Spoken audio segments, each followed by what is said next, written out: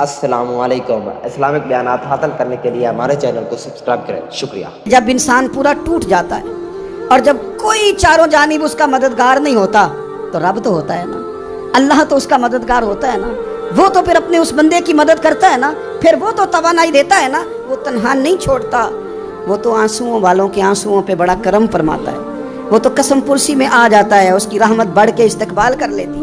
اور زندگی میں کبھی کوئی ایسا وقت آئے کہ آپ محسوس کریں کہ تنہا رہ گئے ہیں اور کئی اپنے بھی مخالفین کی جماعت میں نظر آنے لگے ہیں, تو اس وقت پھر دل, روح, زبان اور ذہن کو یکجا کر کے سمجھ لینا کہ جب ساری دنیا ساتھ چھوڑ جاتی ہے تو رب کی رحمتیں اس وقت بھی ساتھ رہتی ہیں اور اللہ کی مدد اس وقت بھی بندے پہ کرم نوازی کرتی ہے. آزمائش آ جاتی ہے, بڑے بڑوں پہ آ جاتی ہے, لیکن بعض اوقات بڑی تکلیف ہوتی ہے جب اس بندے کو لوگ کٹہرے میں کھڑا کر دیں جس کا جرم ہی کوئی نہیں, اس شخص سے لوگ سوال جواب شروع کر دیں جس بیچارے کے خیال میں بھی وہ بات نہیں, پھر وہاں وضاحتیں دینا, نہ کردہ گناہوں کی وضاحتیں دینا, یہ بڑا بوجھ بنتا ہے, بڑی تکلیف ہوتی اور لوگ کرتے ہیں یہ کام.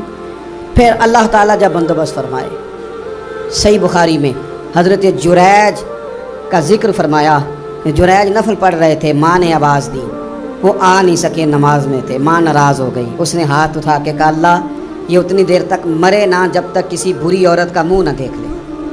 کسی اور کی دعا کے لیے سند نہیں ہے کہ وہ تیرے حق میں ضرور قبول ہوگی, لیکن ماں باپ کی دعا کے لیے میرے نبی پاک نے سند بیان کی ہے. سید عالم صلی اللہ علیہ وسلم فرماتے ہیں جب بھی ماں باپ اولاد کے لیے ہاتھ اٹھاتے ہیں رب ضرور قبولیت کا شرف عطا کرتا ہے. تو جہاں سند موجود ہے نا, کچھ افتتاح ابا جی سے بھی کرا لینے چاہیے, کچھ کام شروع کرنے سے پہلے صرف اماں سے ہی دعا کرا لینی چاہیے, یہ والا افتتاح بھی بڑے کام کا ہے کیونکہ یہاں سند بیان کر دیا میرے نبی کریم. تو جناب جریج کی ماں ناراض ہو گئی, کہنے لگی اللہ اس نے میری بات نہیں سنی. اب تھے تو وہ نیک, لیکن رب کریم کی حکمت کا تقاضا ہے, ماں کی دعا کو بھی قبول کرنا تھا, اللہ نے آزمائش میں مبتلا کر دیا. والدہ تو چلی گئیں, وہ ایک خیمے میں, ایک کٹیا میں, ایک جھونپڑی میں عبادت کرتے تھے, اللہ کو یاد کرتے تھے, رب رب کرتے تھے, اور لوگ ان کی بڑی تعریف بھی کرتے تھے, لوگ ان کے ارادت مند بھی تھے, عقیدت مند بھی تھے, اہل محبت بھی تھے. ایک عورت آ گئی, بس وہ اللہ کی حکمت پوری ہونی تھی, اس نے آ کے پہلے تو انہیں اپنی طرف مائل کرنا چاہا, جب نہ مائل ہوئے تو الزام لگا دیا. یہ ہمارے دور کا تقاضا ہے, لوگ پہلے آپ کو اپنے حق میں قائل کرتے ہیں, اپنی فرما برداری میں لانا چاہتے ہیں, اگر آپ نہیں آتے تو پھر وہ آپ کو مجرم قرار دے دیتے ہیں, یا میرے ساتھ چل ورنہ پھر میں تیرے خلاف پراپوگنڈا کروں گا. دو ہی باتیں, پہلے اس نے قائل کیا, جب جناب جنید قائل نہ ہوئے تو اس نے قریب ایک چرواہا تھا, اس چرواہے کے ساتھ جا کے منہ کالا کیا, مقررہ وقت پہ بچہ پیدا ہو گیا. لوگوں نے کہا کس کا ہے, کہنے لگی اس خانقاہ میں, اس حجرے میں عبادت کرنے والے کا ہے. اگر کسی دیندار پر ذرا سا بھی الزام لگ جائے تو آپ یقین کریں کہ بڑے بڑے خوفناک لوگ بھی نیک ہو جاتے ہیں. جن کا اپنا سارا ماضی کالا سیاہ ہو وہ بھی اجالوں کے راہبر بن جاتے ہیں, جن کی اپنی زبانیں ساری زندگی آلودہ رہی ہوں وہ بھی بڑے بڑے اعلیٰ سچ بولنے لگتے ہیں. اعلیٰ کچے میرے مکان کی دیوار کیا گری, لوگوں نے تو میرے صحن میں رستے ہی بنا لیے. بڑے لوگ آ جاتے ہیں, پھر بڑا کچھ کرتے ہیں اور بڑے بڑے خوفناک جملے کستے ہیں, بس کو نقطہ جو ہاتھ آ گیا, ایسے جیسے گرنے کا انتظار کر رہے تھے. اب جناب لوگ اٹھے, احتجاج شروع ہو گیا, شور پڑ گیا, یہ بابا بڑا نیک بنتا تھا, نفل پڑھتا تھا, عبادتیں کرتا تھا, دیکھو اس کا حال کیا ہے کہ اس نے ناجائز بچہ پیدا کیا. بغیر تحقیق کے میں کہہ چکا ہوں کہ الجھے الجھے بکھرے بکھرے روز و شب دیکھے گا کون, لوگ تیرا جرم دیکھیں گے, سبب دیکھے گا کون. لوگ تیرا جرم دیکھیں گے, سبب کوئی غور نہیں کرتا کہ وجہ کیا تھی. او بھائی کچھ تو مجبوریاں رہی ہوں گی, یوں ہی کوئی بے وفا نہیں ہوتا. الزام لگا دیا, شور ہوا, احتجاج ہوا, دنیا اکٹھی ہوئی, ان کا انہوں نے حجرہ گرا دیا, مارا بھی, پیٹا بھی, ایک نیک آدمی کو بدنام بھی کیا, برا بھلا بھی کہا, گالیاں بھی دیں, جو کر سکتے تھے کیا. اب جب سزا دینے لگے نا تو جناب جریج کہنے لگے تھوڑی سی اجازت دیتے ہو, مار تو تم نے دینا ہی ہے. کہا جناب ٹھیک ہے دیتے ہیں. انہوں نے کہا صرف 2 نفل پڑھنے ہیں. اب وہ نفل پڑھ رہے تھے تو لوگ اس وقت بھی کہہ رہے تھے فراڈ ہی کر رہا ہے, دھوکہ ہی دے رہا ہے, چونکہ ذہن بن گیا نا, بدگمانی آ گئی. انہوں نے 2 نفل پڑھ کے ہاتھ اٹھائے, کہا اللہ جانا تو میں نے ہے, پر اس رسوائی کے ساتھ جنازے تک نہیں خراب ہو جاتے, قبریں تک نہیں لوگ بدنام کر دیتے. کہ اللہ جانا تو ہے, پھر اس رسوائی کے ساتھ تو میری مدد فرما. اب تو میرا کیس تیری ہی عدالت میں ہے, تو رحمت کا دروازہ کھول. ہاتھ اٹھائے, دعا مانگی, نفل پڑھے, पूरे मजमे पे नजर दौड़ाई, कोई नहीं था सपोर्ट करने वाला। कल तक जो कहते थे ना तेरे लिए जिएंगे तेरे लिए मरेंगे, सारी उम्र ही आटा गुद्दा है, लखा कीते नहीं पेड़े। अब वक्त आया ही ते मोहम्मद बख्शा कोई नहीं हो बैठा नेड़े, एक बंदा भी नहीं था वोटर सपोर्टर साथ देने वाला कोई नहीं था। तो जनाब जुनैद बच्चे की तरफ इशारा करके कहने लगे कोई नहीं बोल रहा, तू ही बोल के बता दे तेरा बाप कौन है, तू ही बोल के बता दे कौन है। अल्लाहु अकबर। मेरा रब जब चाहे तो बच्चे बोलते हैं, रब चाहे तो गूंगे बोलते हैं, रब जब चाहे तो फिर पत्थर भी बोलते हैं।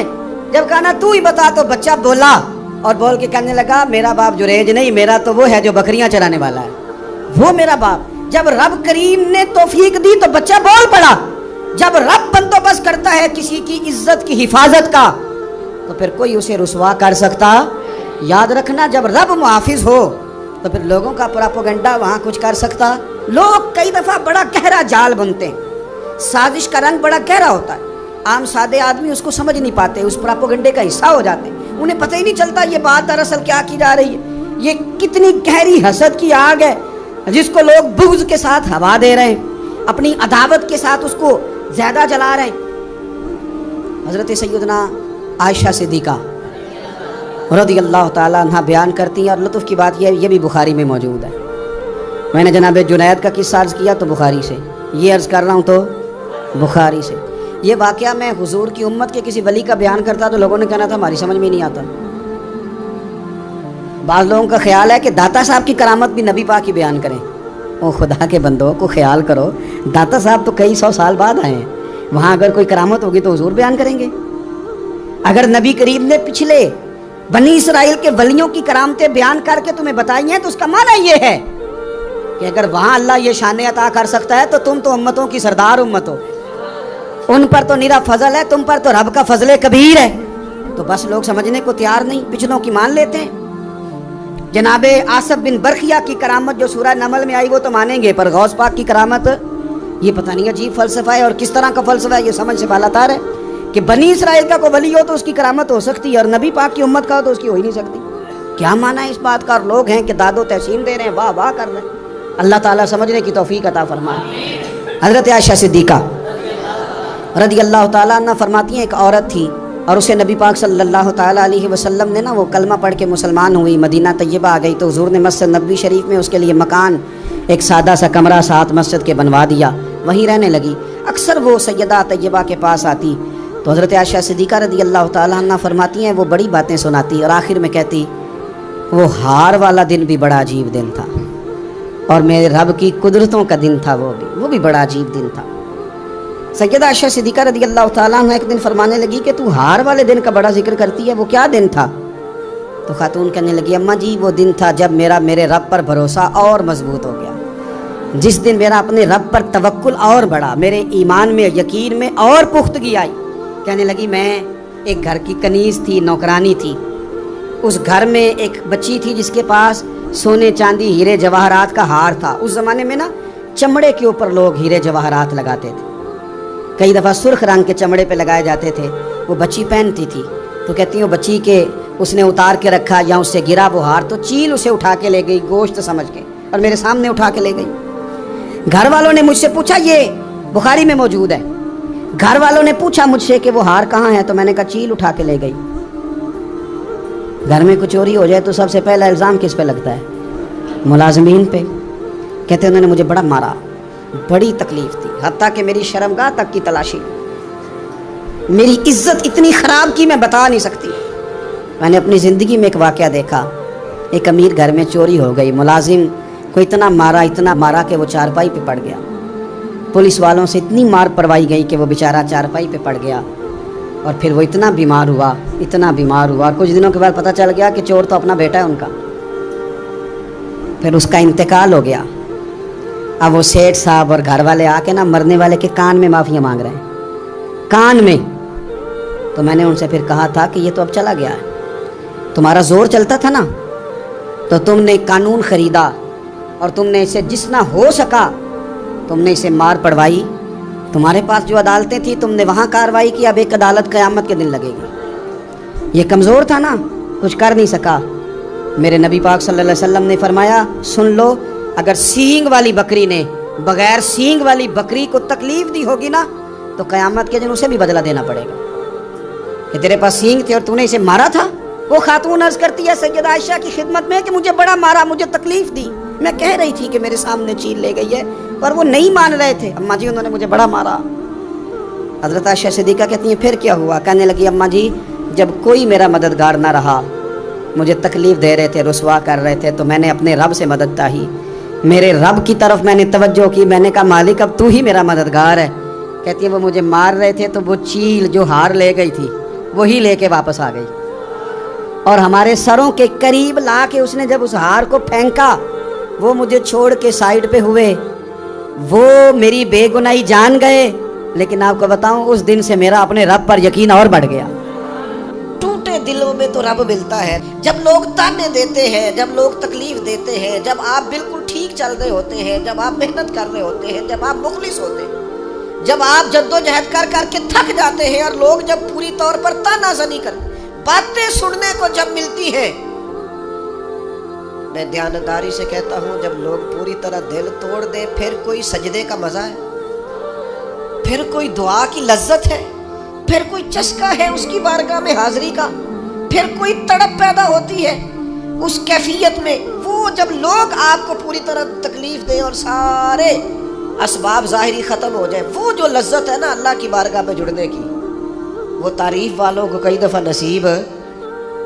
अगर मैं गलत नहीं हूँ तो मैं इस नतीजे पर पहुँचा हूँ कि अगर हमारे दिल से लोगों का खौफ निकल जाए ना, बरादरी, कबीले, इलाके, सोसाइटी और मुआशरे में जो हमने अपनी झूठी अना बना रखी है, अगर उसका खौफ निकल जाए तो बहुत सारे लोग दीनदार हो जाए, बहुत सारे लोग परहेजगार हो जाए, बहुत सारे लोग अल्लाह रसूल की रज़ा वाले हो।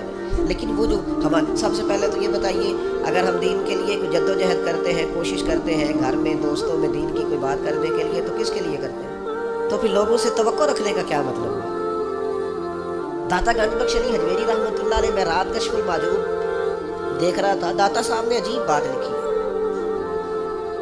दाता साहब फरमाते हैं जब तक नबी पाक अलैहिस्सलाम ने ऐलान नबूवत नहीं ना फरमाया था, उस वक़्त तक सादक भी कहते थे, अमीन भी कहते थे, सिला रहमी करने वाला भी कहते थे ये तो गरीबों का बोझ उठाते हैं। जितनी देर तक रसूल पाक अलैहिस्सलाम ने ला इलाहा इल्लल्लाह की दावत नहीं दी थी, उतनी देर तक कहते थे इन जैसा कोई नहीं, शराफत, नफासत, परहेजगारी हर चीज़ है। जिस दिन हुजूर ने फरमाया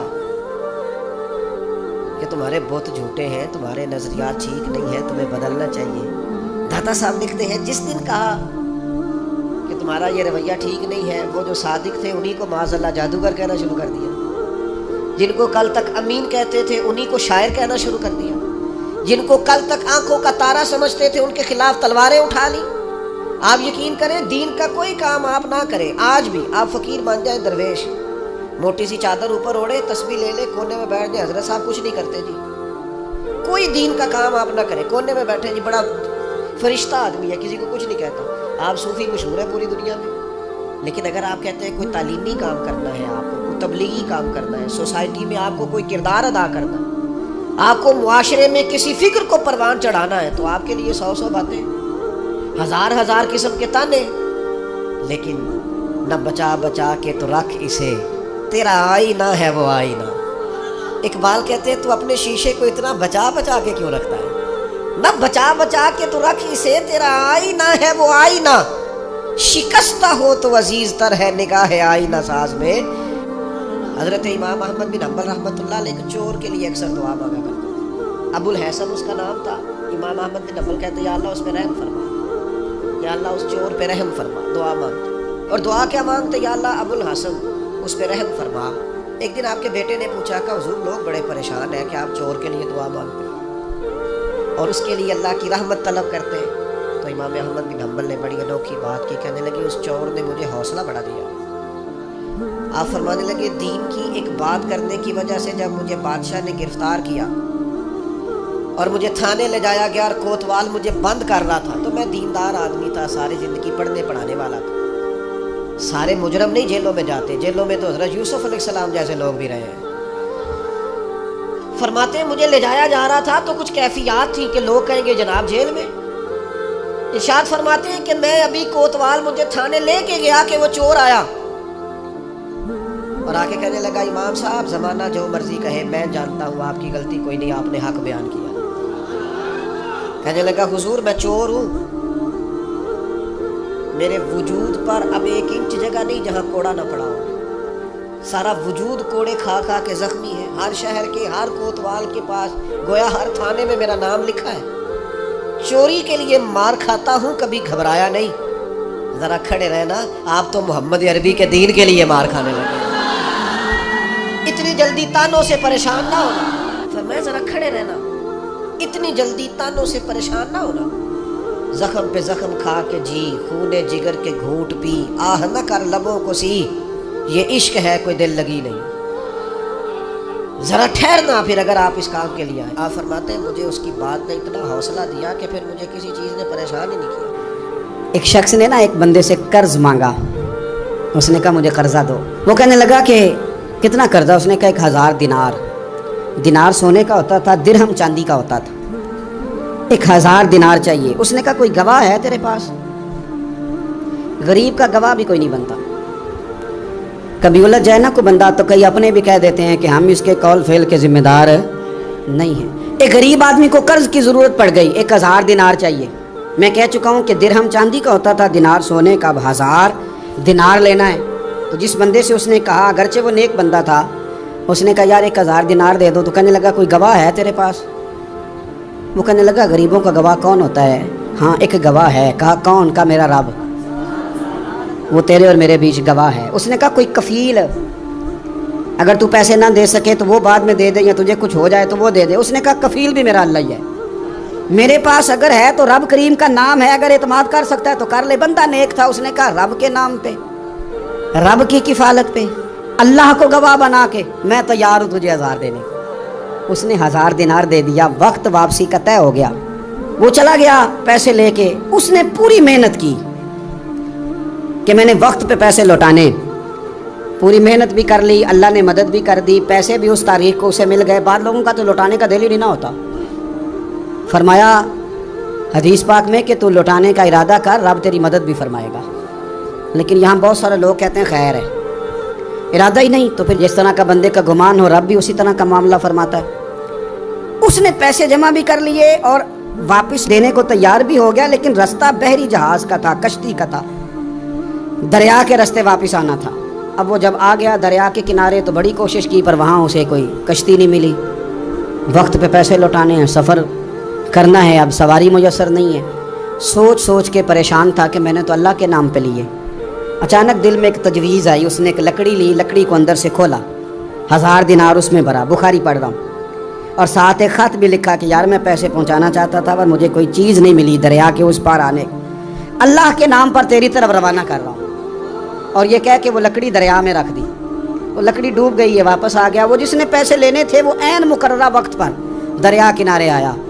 صبح سے سر شام تک اس نے انتظار کیا، دل ڈھلنے لگا تو دل میں خیال آ گیا کہ یار نہیں، اس نے دینا ہی نہیں، جھوٹا وعدہ کر گیا، پہنچا ہی نہیں وقت پہ۔ اب جب واپس لوٹنے لگا تو اچانک دریا میں ایک لکڑی تیرتی ہوئی دکھائی دی، کہنے لگا لے جاتا ہوں، شام کو روٹیاں پکانے کے کام آئے گی، ایندھن بنا کے جلا لوں گا، ہنڈیا پک جائے گی۔ لکڑی اٹھا کے جلانے کے لیے گھر لایا، گمان تھا کہ وہ نہیں آیا وعدہ کر کے، اللہ کو کفیل اور وکیل بنا کے اور گواہ بنا کے پھر بھی نہیں آیا۔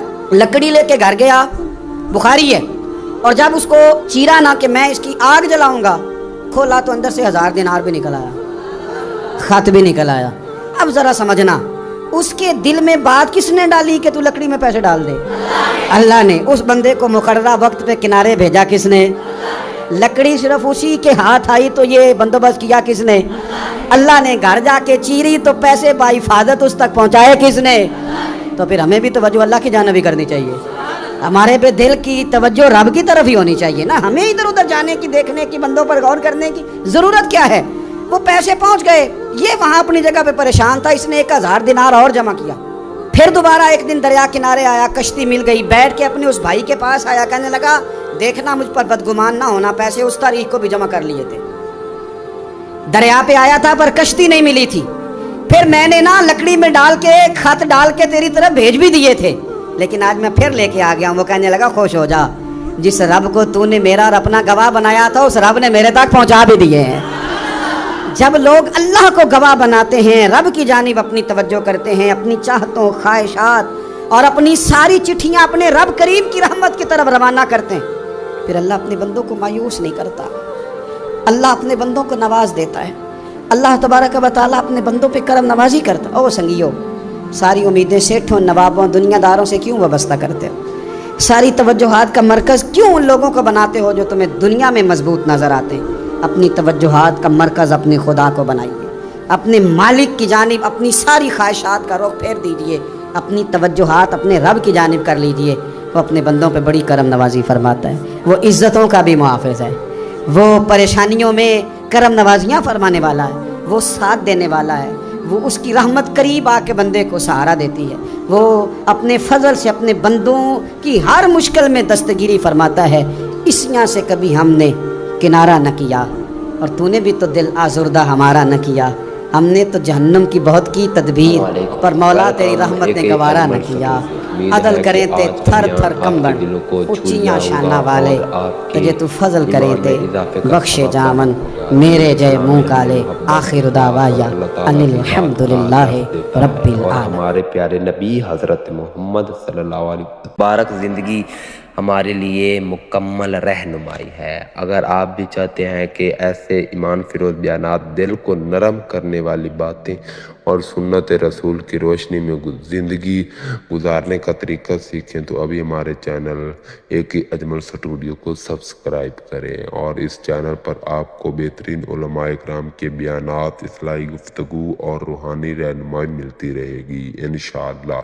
ویڈیو کو لائک کریں، اپنے دوستوں اور رشتہ داروں کے ساتھ ضرور شیئر کریں تاکہ یہ پیغام زیادہ سے زیادہ لوگوں تک پہنچ سکے، اور بیل آئیکن کو لازمی دبائیں تاکہ ہماری نئی ویڈیو سب سے پہلے آپ تک پہنچے۔ اللہ تعالیٰ آپ سب کو دین اسلام پر عمل کرنے کی توفیق عطا فرمائے، آمین، اور ہمیں سچے محبت رسول نصیب فرمائے۔ اپنی دعا میں ہمیں ضرور یاد رکھیں۔ جزاک اللہ خیرہ۔